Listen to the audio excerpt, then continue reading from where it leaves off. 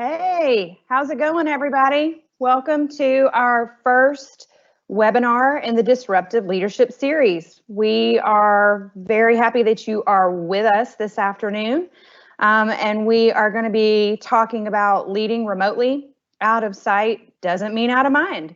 Our facilitator for our session today is going to be Chelsea Powell, who is our Assistant Director at the Leadership Institute. I am Shana Young, and I am the Executive Director of the Leadership Institute and the Assistant Vice President for Leadership Development at Columbus State, and we're happy to have you with us. A couple of things as we get started on the webinar here today. There is a live Q&A option for you to drop questions in throughout the webinar. We will keep those in a queue and push those out as we are able to answer them for you. And there'll be a couple of points during the presentation where Chelsea might prompt you for some questions. And if you were able to, or answers to questions, and if you were able to log into the survey that we sent out via our Facebook page and via email, we asked for some feedback and some questions through that as well. And we'll be trying to answer those during our time together today. So if you guys are ready to get started, I'm going to throw things over to Chelsea, who will talk to us about leading remotely. Chelsea, it's all yours. Thanks, Shana. I appreciate it. So I think the one thing that we can all agree on right now, that this has certainly been a disruption, that we have been experiencing a disruption for probably about the last 2 weeks. But let's not let the disruption stop us from leading. Let's focus now on how we can do that remotely. So really think about during this webinar, leadership over location. So the purpose of today, really, we're just going to discuss some ways to navigate our new social distancing norm and think about best practices for working remotely and discuss best practices to lead your team effectively remotely. These are the things that we're going to be talking about today, but I think what this is also allowing us to do is have a space where we can all come together and talk about what we're going through. We've heard it takes a village, right? My thought is, how about a community? How about a friend, a coworker, or even a dog to get us through this unstable time? In an article published by Inc.com on June 27th, 2019, it was actually estimated that about 50% of the US workforce would work remotely. I think it's probably pretty safe to say that the percentage far exceeds that at this point in time. And so here we find ourselves as team members in our organizations figuring out how to work from home for the first time ever, and having to figure that out the very next day. So the one thing that we can do as leaders is help adjust to the uncertainty and help our teammates adjust and be adaptable and flexible, but more importantly, understanding during this time. Uncertainty, change just brings that. We don't know what's going to happen. We don't know what tomorrow's going to look like. We might not even know what 5 p.m. will look like today. And when we talk about uncertainty, and when we talk about change, it comes with emotions. It comes with our own emotions. It comes with our teammates' emotions, our families' emotions. And so it does tend to cause a lot of anxiety, some stress, and sometimes even fear. So as leaders, it's important that we understand and address our own feelings about change. Once we've been able to identify what we're going through ourselves, we are then better prepared to help others go through the change process and truly to lead them through this time of uncertainty. It's okay to be anxious. It's okay to be stressed. The most important thing is, are you aware of what you're feeling, and are you taking the steps to help?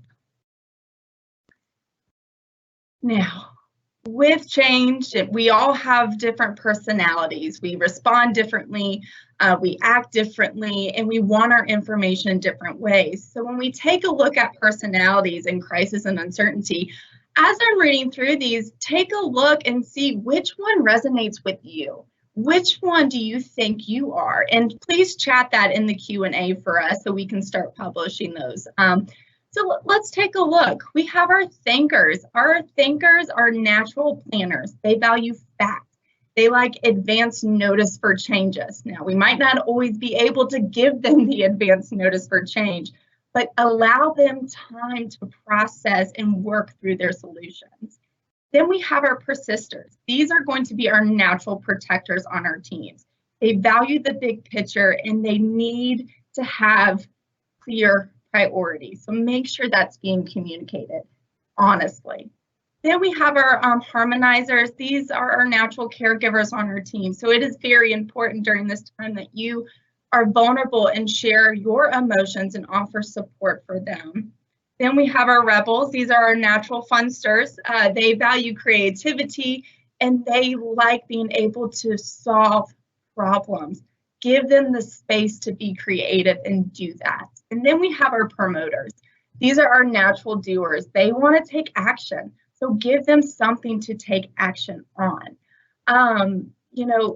Do you know where you are? But ask this question: where's your team at?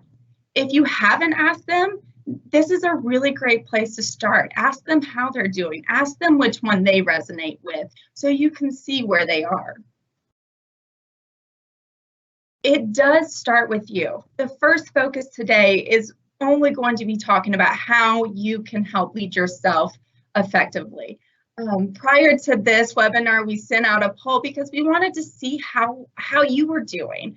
My team and I, we've had constant communication and asked each other how we're doing, but we wanted to bring you in and see how you're doing. So how's it going? Well, I think what's most important from this poll is we're all across the board. And at any given moment, we can either feel like things are going great, or we could be listening to Frozen for what feels like 30 times or more. But it's important to understand that your team is going to be going through this and you're going through this. Fantastic. Two of you have a month's supply of toilet paper. Don't worry, I'll give you my email and address later. We'll talk about that. But just remember that we are all across the board. So where are you at, right? Where's your team at? These are the important questions to start thinking about. The number one thing that you can do to help lead yourself first is stick to a schedule. The next couple of tools are going to help you lead yourself and your productivity, your engagement, but really more importantly, your sanity to keep you going and keep you engaged and excited to move forward and go to the next day. So the number one thing you can do is have a steady routine. It can be very positive for you. More than 80% of us are probably working from home right now and are doing it for the very first time. But with that, probably so is your spouse or your kids. We're all at home right now. So if you can determine a schedule and start to create a new norm and communicate that to your team and your family, it can have a really positive impact on your productivity. And remember that, on your sanity as well. It doesn't always have to be a 9-to-5 calendar, Monday through Friday right now. Take a look and think about, okay, what do I need right now? Is that getting your ample working time during your children's nap? Make a schedule that fits your needs where you can be as productive and engaged as possible. The next thing is set priorities. We, as we're working through home, we need to understand what needs to be done now and what maybe can wait. One of my favorite tools that I've used for a while is the Eisenhower matrix. Stephen Covey actually wrote about this in his book, The 7 Habits of Highly Effective People. But this is a great tool that you can utilize and break things up, break your to-do list up. Does it need to be done today because it's important and urgent? Can it be done later? Maybe it's something you can delegate to someone else, or maybe you just stop doing it, period. The next thing that you can do is know your tools. Know what's available. A really great place to start would be with your organization or in your UITS department to say, hey, what's free and what can we use? Whether that's Zoom, Microsoft Teams, Google Hangouts, whatever that might be, start asking what those tools are and what's available for you. Also, define your boundaries. It is really easy right now for things to get a little blurry between work and home. It's not as easy as turning your chair around and then you'll instantly feel like you just made the transition from work to home. Define your boundaries. Give yourself an office space, rope it off, develop your own workstation, and make sure when you're in that spot, that's when you do your work. When you get up from it, it's like the close end of the day. Don't go back. Turn it off. It's like your home sweet home, right? Also, define this boundary in this space for your family. My new workspace is at my kitchen table. So my family knows now when I am sitting there, I am doing work. And so they're trying to be respectful of that as well. And sometimes that's hard, right? If you have kids, it's going to be difficult. We're going to have the distractions, but try the best that you can to define that boundary for yourself. Number 5, practice self-care. We've already made it clear that things might get blurry and we're trying to really trying to juggle everything right now. So in those moments, take care of yourself, work on long-term goals, read a book, just take a break, go outside, exercise. Really importantly, make sure you take a lunch. Again, that line's getting blurred. Take a lunch for yourself and maybe nap during your lunch. Our kids do it every day, and we all know now more than ever how much energy they have. So maybe we should try it. Maybe nap during lunch tomorrow. And the next thing and the last thing that you can do to help lead yourself is support your team. Right now, I think this is probably one of the most important tips. Support your team. Think about what they might be going through. Think about what their personality might be and how they're handling this change and uncertainty. Whether you're an individual contributor or a manager or supervisor, we all need to be leaders right now. Simon Sinek has mentioned many times that if you can look to your left and look to your right, and you're taking care of those people around you, then you too are a leader. I guess really at this point, it would be looking at your webcam or going through your contact list. But the point is, if you're taking time to think about other people, you're being a leader. So that wraps us up with leading yourself. I'm going to go over, pan over to you, Shayna, and let's see if we have any questions that we can answer. Yeah, thanks, Chelsea. And we do. We're going to ask several questions in regards to leading yourself. One of the things, some of the questions that have come up, Jason asked, what do you suggest for those that may have a supervisor that seem disengaged during this time of uncertainty? Yeah, that's tough. I think one of the most important things that we need to remind ourselves is that we can only control what we can control. And I know that sounds easier said than done. But the best thing you can do is try to lead yourself and lead others. So if they aren't engaged, still try to contact with them. Make sure that communication and that line is open. I think that would probably be the best thing to do in this time. I mean, who else needs you at this point? And how can you get your needs met by maybe your coworkers, right? Maybe you go to them and say, hey, this is what I need from you today to help you get through this process. Yeah, we've got another question here. Let's see. This one is from Brianna. Since most of us are working from home, it seems like everything is urgent. So how do you prioritize urgent tasks? That is an excellent question. Urgent, so if you go back to the Eisenhower model, think about it, and is it important and urgent? So what that means is, does that need to be done today?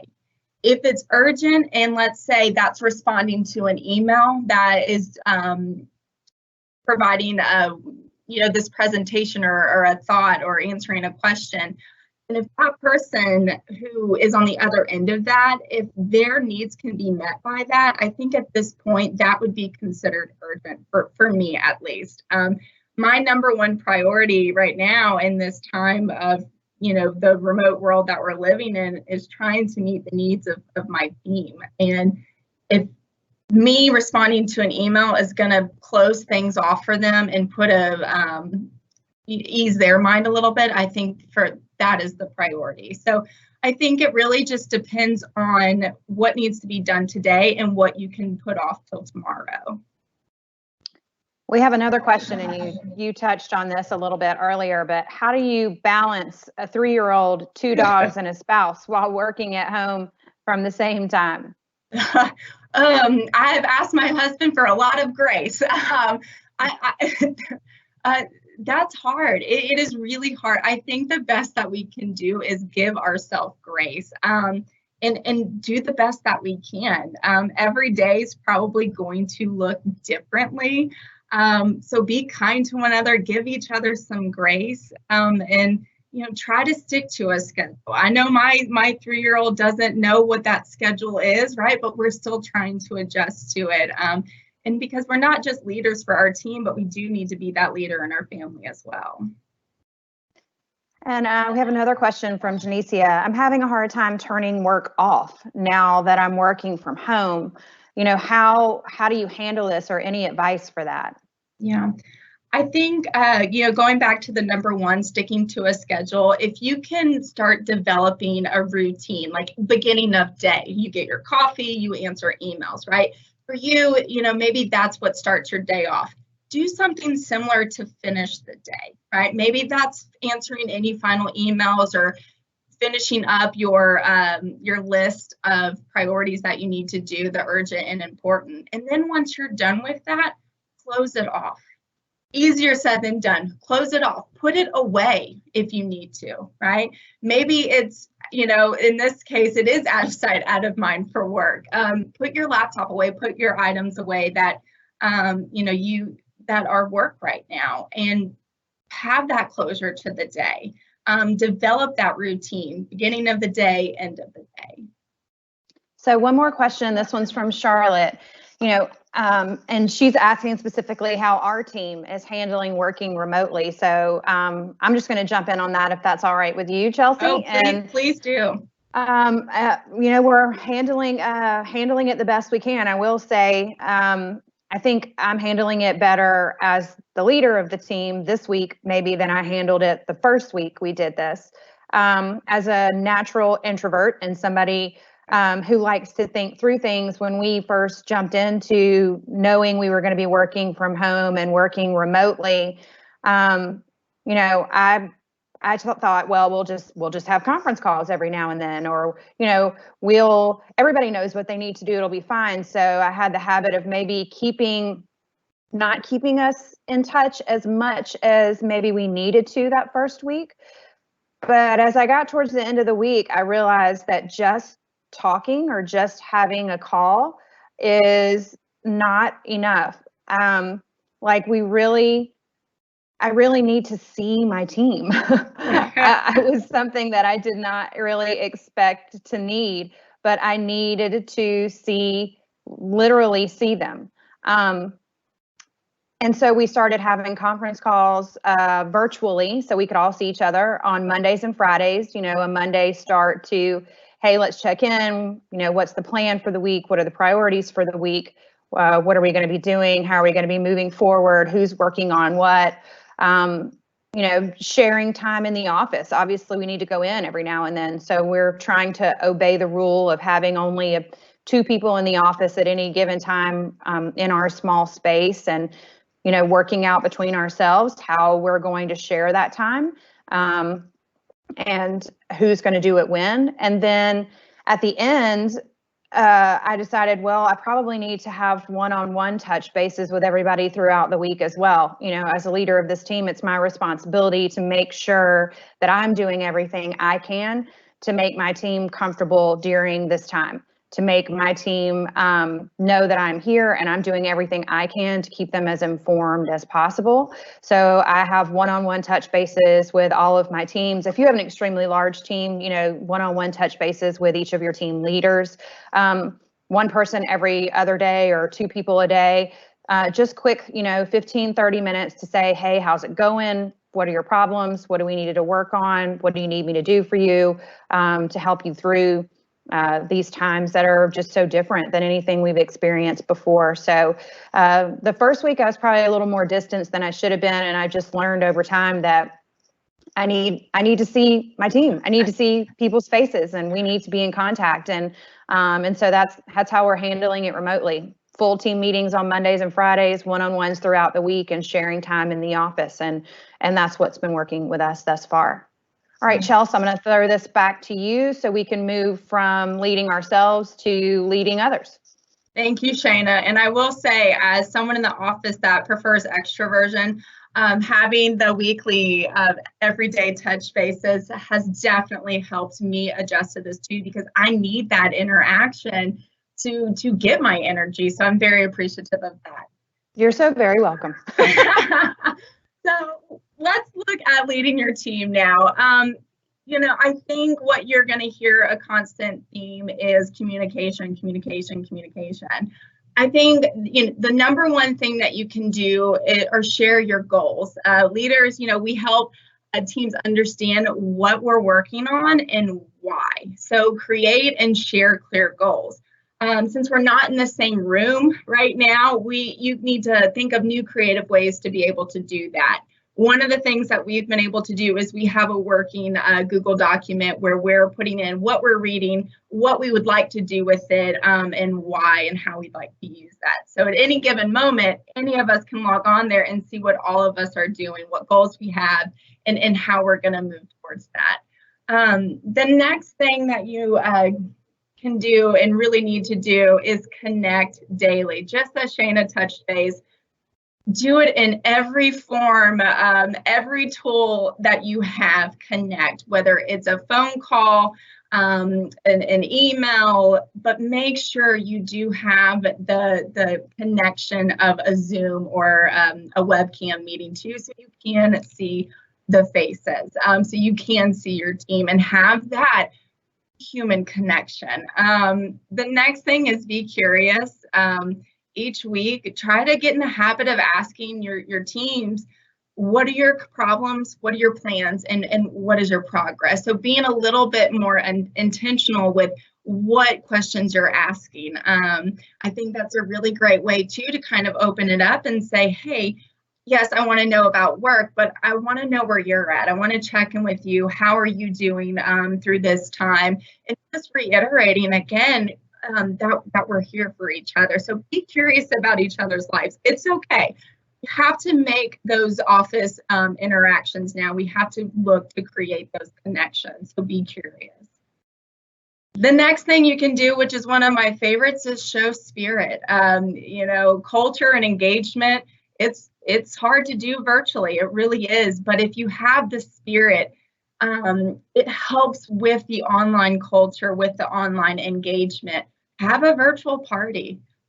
We did one last night for a little bit, and it was just really great to see everyone together and not talk about work, but kind of make that transition into, okay, personally, how's it going? So have a virtual party and have online acknowledgement. We need to celebrate the small wins that we're having. After this, my team and I will probably celebrate that we are finished with our first live webinar. So celebrate each other. And lastly, prioritize your relationships. Again, be understanding of each other, give each other some grace, and prioritize that right now. Even though we might be disconnected, I would like to say now we can be even more connected. We can connect more. We can learn more about each other because we're being more deliberate and more intentional with our questions and our check-ins. I want to touch base on this too, because I think, building teams, we need to make sure as leaders that we are working on maintaining and developing the trust.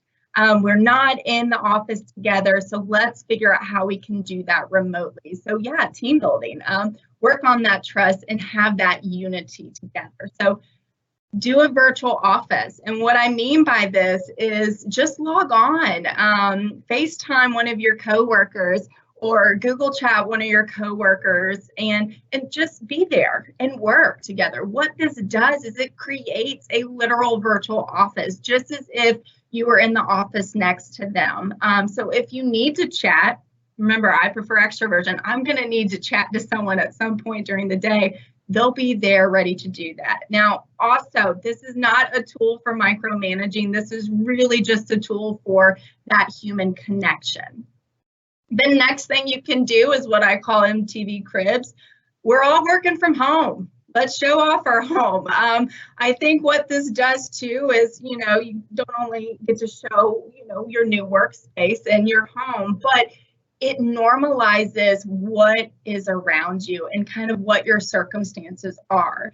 If I show you around my house, you'll soon realize that I have 2 dogs and a 3-year-old running around and a husband that's working right next to me at a kitchen table. So what that does is when you hear my dogs bark or you see my toddler run behind me, you're already prepared for that. You're prepared for that distraction. So it just normalizes things. The next thing you can do, I've been reading a lot about museums, and I think I even saw that Disney World is doing virtual tours. Do one together, laugh a little bit, this is all a new experience for every single one of us. So let's take an opportunity and let's go do a tour. Maybe it's a place that you've always wanted to go. Do it online and do it together. The next thing goes into asking intentional questions. You've heard me talk about being deliberate, being intentional. Make sure that that is something you don't neglect. So ask, what's one thing that's been going right? What's one thing that can be improved? And what's one thing that's been going on personally? Again, let's dive a little bit deeper. It's not just about work anymore. Right now in our new remote world, it is about building that unity and being there for each other through this time of uncertainty. We asked earlier to give us your thoughts on what behaviors you think we need to lead in this new world. And when I say new world, the old world was 2 weeks ago. Welcome. We're in the new world, so we need to adjust. We need to move forward. And you can kind of see what the front runners are. So resilience, adaptability, communication skills. Of course, that's going to win right now. That's what we need to make sure we're being intentional about. But none of these characteristics are anything that we haven't already talked about, or you probably haven't heard be associated with a great leader. What we have to do now is be intentional with each and every single one of these. Most of us are used to working in an environment where we've had the privilege to see each other every day. Yes, that's a privilege for me. Remember, extrovert here. But we have to literally make those connections now. We have to adjust to not only how to do our jobs remotely, but now how to think of new creative ways to connect, support, and be there for each other. So, it's going to look a little bit differently, but remember, leadership over location. I think, this is a new way of thinking, and great leaders, we have to bounce back, we have to adjust, and we have to move forward, and we have to be there for our team. So I'm going to challenge you to lead at a higher level. Here's your new to-do list. Anything else you had on your to-do list today, just go ahead, move that over to important, but not urgent, and lead at a higher level. Prioritize your relationships. Be deliberate with your actions. Express appreciation daily. It goes a long way. And get in the habit of saying, what does your team need from you today? Now, I think this does expand beyond your team. Think about other people in your organization. Think about your family. Think about your friends.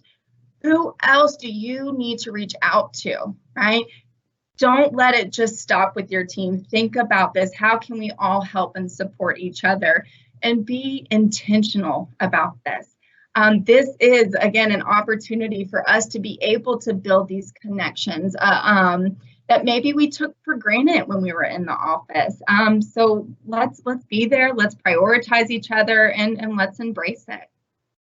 All right, Shayna, let's see if we have some more questions. Hey, all right, we got some good ones in. So Mary asked, what readings would you recommend we read and share with our peers during this time?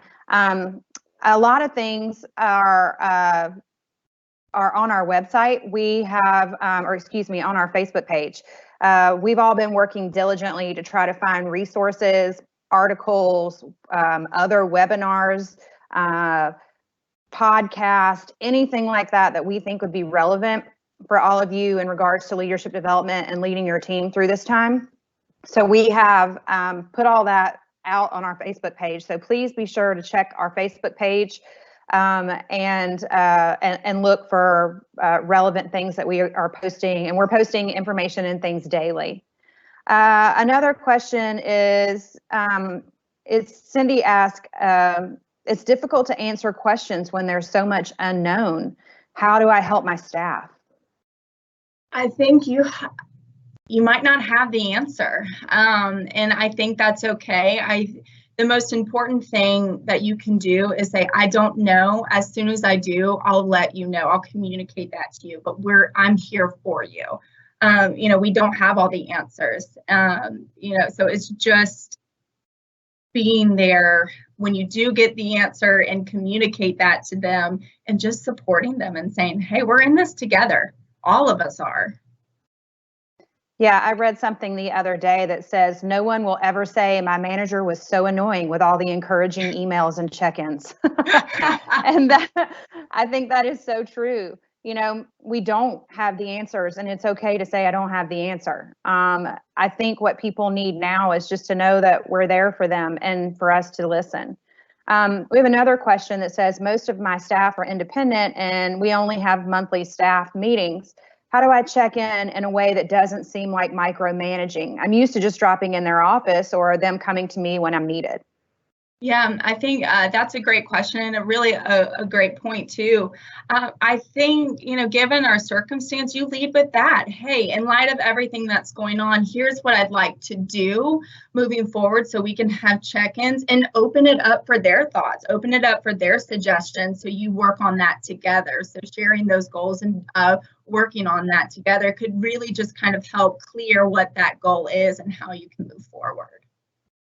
Yeah, I think, I've heard something during this time too that was talking about the danger we run when we're in a crisis is we swing the pendulum to totally micromanaging every single thing that our team does, to avoidance, the other end of the spectrum where we're not checking in at all. I think, and Peter suggested here that, good ways to stay engaged with your team, and as Chelsea mentioned too, is you can check in and have team meetings that aren't necessarily about work. Yeah. Peter suggested that his group is having themed meetings and rotating moderators, and I think that's awesome. I love it. Yeah, that's a great way to do that and to stay engaged with your team. Some other things that people were suggesting was, how to have water cooler meetings where you just everybody bring your coffee and hang around the water cooler and just talk about stuff that's not work related. I think we're finding out that it's more important to spend time together than maybe we thought. Maybe that's just me. But I think it's getting more important for us to just spend time together. We had a really important question, Chelsea, that says, I see the ball in the background. Did you play college ball? I wonder who that question might have been from. I did. So I definitely have that great experience and have, a ball to prove it, because not a lot of people know that about me. Yeah, so there's a lot of great questions here. I'm going to keep going through some since we have a little bit of time left. Let's see. How do you keep employees engaged in this setting? Are there techniques to use to actively encourage a higher level of engagement during your remote meetings? And that's from Ellie. That is something I think that I'm still working around and trying to figure out.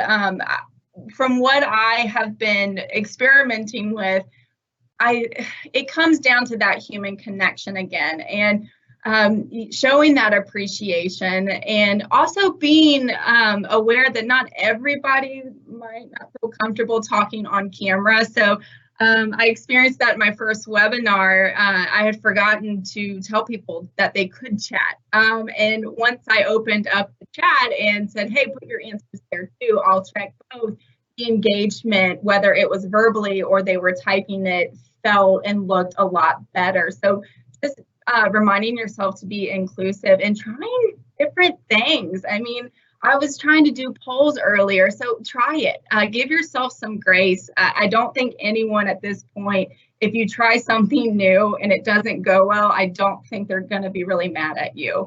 It's literally anything that we can do to help each other through this. And it might be having a conversation to your team member, say, hey, what can I do better? Right? How can I make this more engaging, and give them the chance? I love that answer comment about theme meetings. Give them the chance to plan one. And then there's that engagement because they're bought into it. Yeah, I totally agree with that. Brenda is asking, referring back to the earlier slide about how different personalities in a crisis, that we have thinkers and persisters and harmonizers and rebels and promoters. And from the post we got in our Q&A, it looks like we have a lot of thinkers and a lot of harmonizers in our group today. And Brenda wants to know, can you be more than one thing?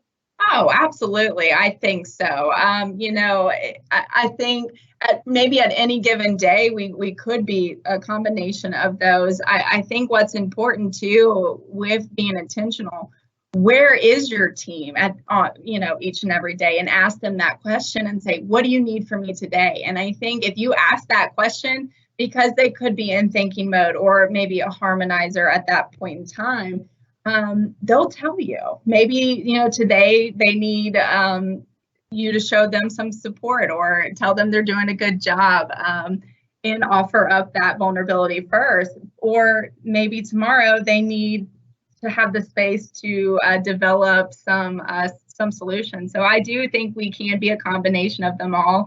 It really just depends on the day. I think a great way to get around that is just asking a question for your team and say, where are you and how can I help? Yeah. So Rebecca, who's a professor, is now that she is teaching online, wonders if we have any suggestions for those who are having to move their classrooms online. You're looking at it, Rebecca. Yeah, give yourself some grace.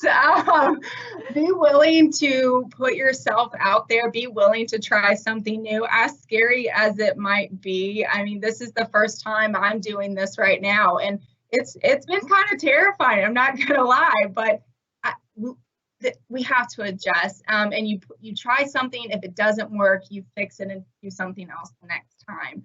I think too, coming from, a very student-centered campus where we are, having that conversation with your students and understanding where they might be and what it needs to look like for them too. I think that goes back to putting their needs first, and really trying to meet their needs. So maybe open up that question to your students and see what comes in. Moira is asking, has your team implemented anything new since moving to remote work? And I would say absolutely. I'll field this one. Please. I mean,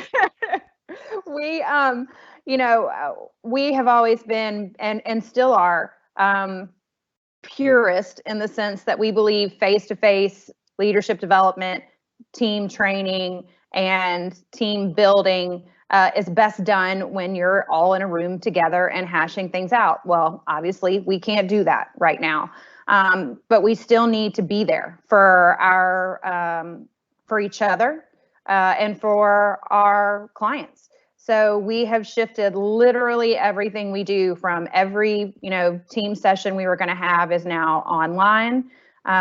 We are pushing out content at a much higher pace than we used to.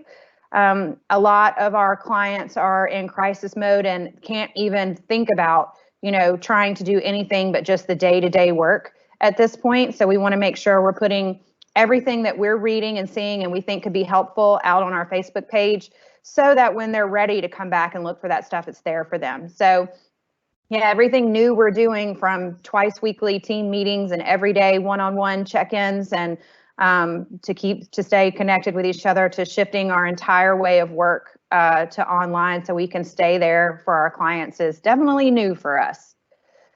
We got another question here that says, how do you make sure that your employees are staying on task when working remotely? I don't know the answer to that one. To be honest with you, I think, staying on task and holding people accountable is not micromanaging. So I think if you are meeting with them, helping for them to prioritize and setting deadlines and making sure that you're asking them what help they need or what you can do for them, is a great way to make sure people are staying on task without micromanaging. Having actual concrete deadlines and things to work towards are really important. So that's a good way to make sure people are staying on task, and then having those calls to make sure that you've prioritized. A lot of people don't know what the priorities are if we don't sit down and talk about it. I may want to work on one thing, but you'd rather me work on something else. And so us having that conversation becomes really important.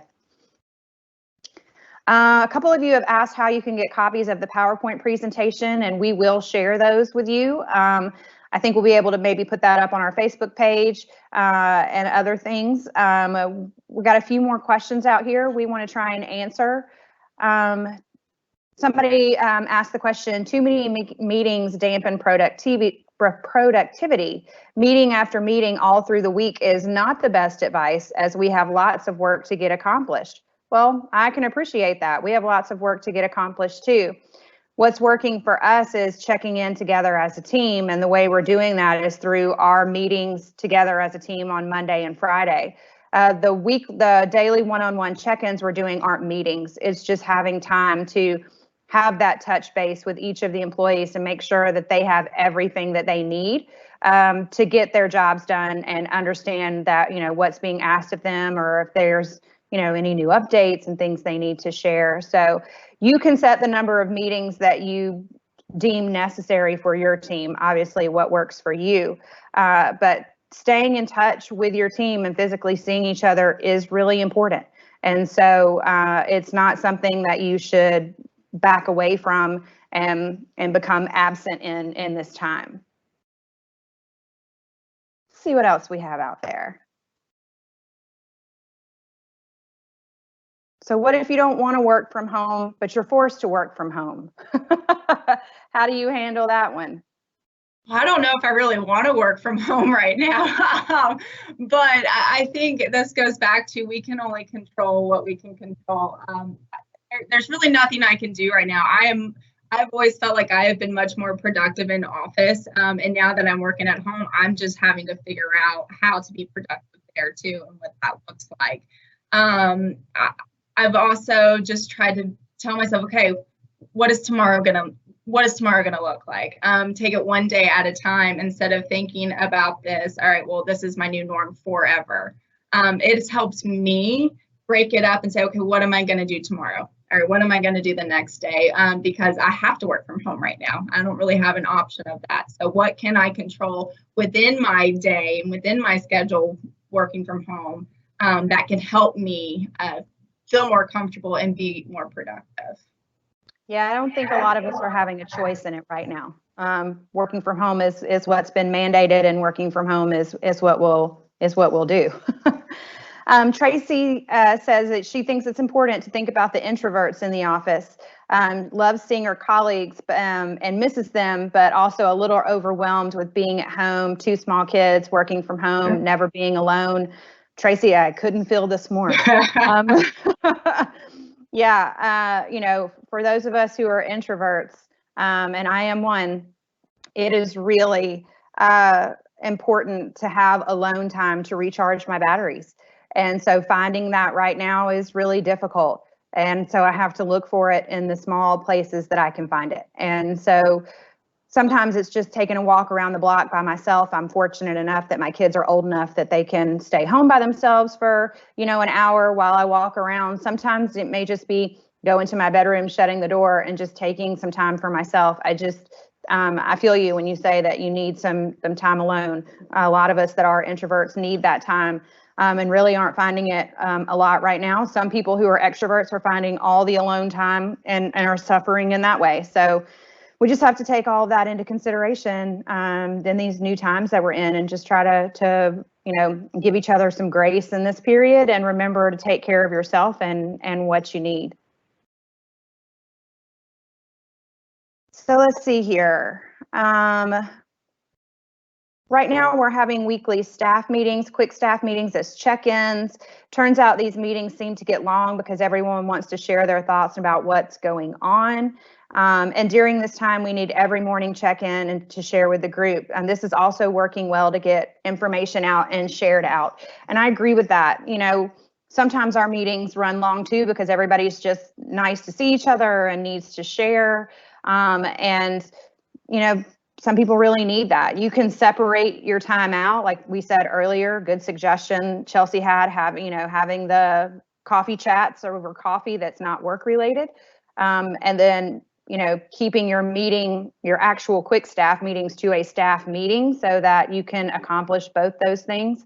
That's also really good advice.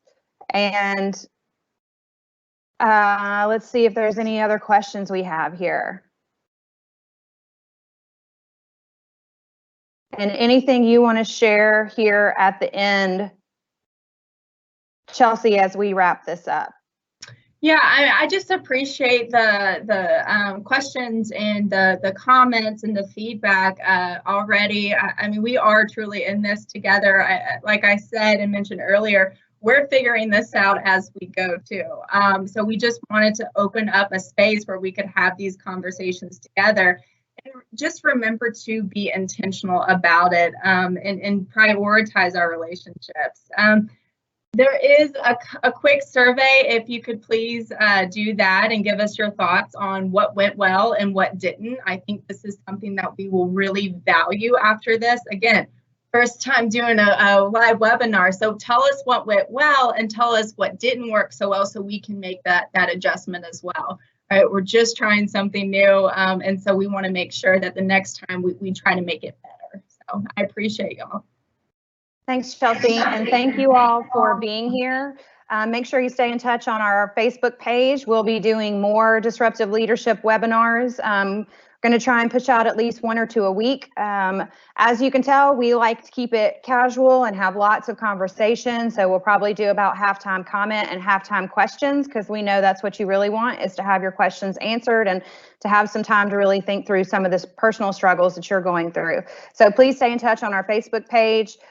You can send in your email address if you would like a copy of this PowerPoint, or if you would like to be added to our mailing list to keep in touch with everything that we have going on at the Leadership Institute. We appreciate your participation today, and we look forward to seeing you again next week. We'll be posting the next couple of webinar dates out there soon. So enjoy the rest of your afternoon. I hope you found this helpful, and make sure you're staying in touch with your teams. Bye, everybody.